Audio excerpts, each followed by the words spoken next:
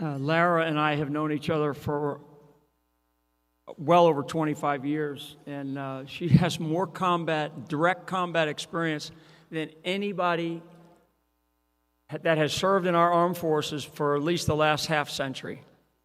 I'm serious about that, being in shot at and everything else. So God bless you, and thank you so much for bringing that subject up, which nobody wants to talk about.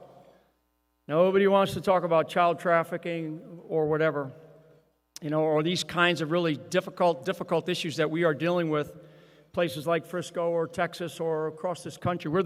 We are the number one consumer of that. Do you know that? The United States of America is the number one consumer of child sex and child slavery in the world.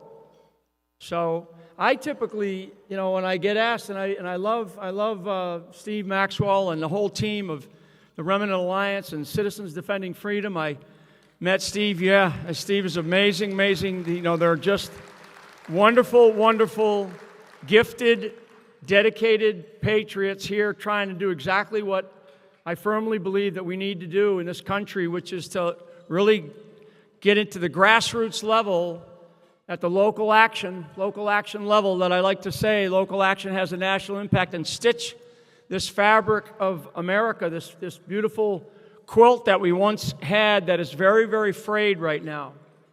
And there's so much at stake. We are in grave danger as a nation. This is not politics as usual. And as I stand up here and speak right now, the likelihood of a far greater war or an expansion of the war in the Middle East tonight, if not over the next couple of days, is going to happen. And for just on that particular point, Israel is not in a place to win. This is not about winning a war. It's not about beating Hamas or winning. This is about survival. It is about survival. Israel will survive. The state of Israel is at risk. And so it's unfolding. It's literally unfolding as I stand up here right now. And we have military aircraft that are U.S. military aircraft that are getting diplomats out of that area right now. When that begins to happen, then you know that there's some real serious sense of what's happening. So that's just in one little part of the world out there, right? Never mind what's happening right here at home in this landscape that we are facing, where this is about competing ideologies, and it's ideologies of sort of globalism or progressivism or socialism versus the ideology of what it means to be an American. This is not Republicans versus Democrats. Those days are gone. They're over. And when I come up to speak sometimes, I always say to myself, I never want to be invited back, so I'm going to speak like I never want to be invited back. Charlie Kirk is going to get up here and talk about a lot of things, and thank God we have young leaders like Charlie, who has been a champion on so many levels. And we are going to need generations of people in this country, particularly the generation that I represent, which is really the sort of, if you look at the generations of America, right? You have the younger generation, which is like my grandchildren, and then you have the middle generation, which is my children, and then you have my generation, which is the grandparents. Okay? And it's been the grandparents, it's been my generation. Not the greatest generation, which was from World War II. Both my parents are deceased. My father, he fought in Europe. That generation was great. They created a great thing called the United States of America post-World War II. And we basically were handed, like my 9 brothers and sisters on a silver platter, we were handed a beautiful silver platter, a beautiful country on that silver platter.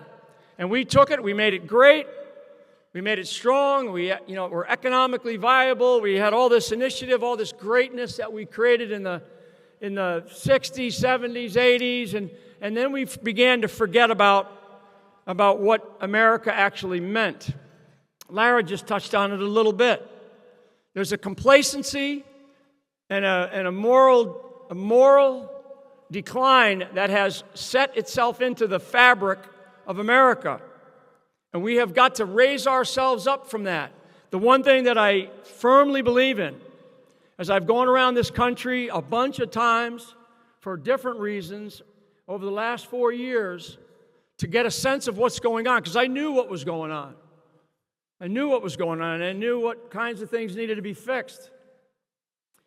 And what I do firmly believe in is I believe in the spirit of the American people.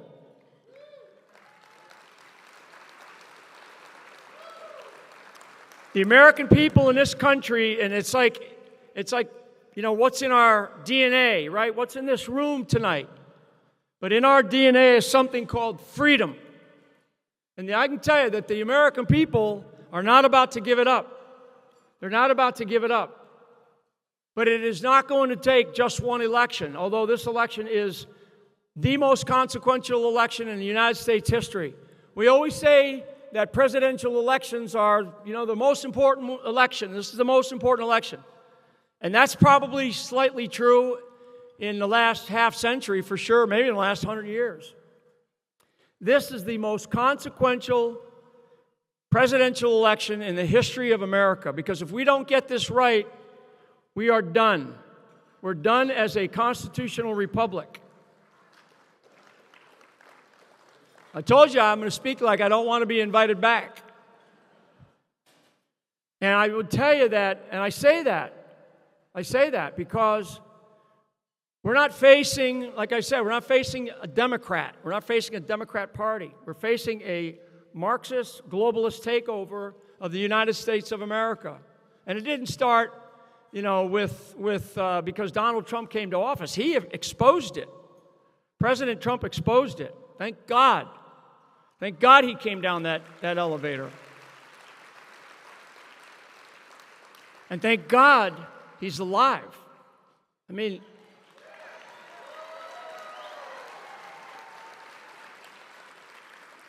so I'll get off my high horse here. My father, I said this to some maybe that were here earlier in the conference. My father used to throw us out of bed in the morning. I'm one of 9 brothers and sisters and lived in a little house.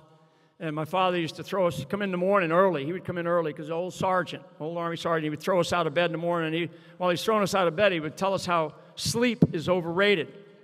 And he would say, if you live to the age of 75 years old and you sleep 8 hours a night, you've slept for 25 years. The math majors in here get it, right? So he would say, so get your rear end out of bed and move out. Go make something of yourself. Go to work. Get up. Do something. And that's my message to you tonight. But you got to decide. I can't decide. I know what Citizens Defending Freedom has decided to do. I know what the Remnant Alliance is out there. We've just been talking about it for the last couple of days. Each individual now in this country has to decide what they're going to do. I can tell you what many, many millions of grassroots Americans are out there doing. And in many cases, they're waiting on you. They're counting on the leaders that we have. But now's the time to act. Now's the time to act. So I really am honored to be here tonight. Thank you all. God bless you, and God bless America. Thank you.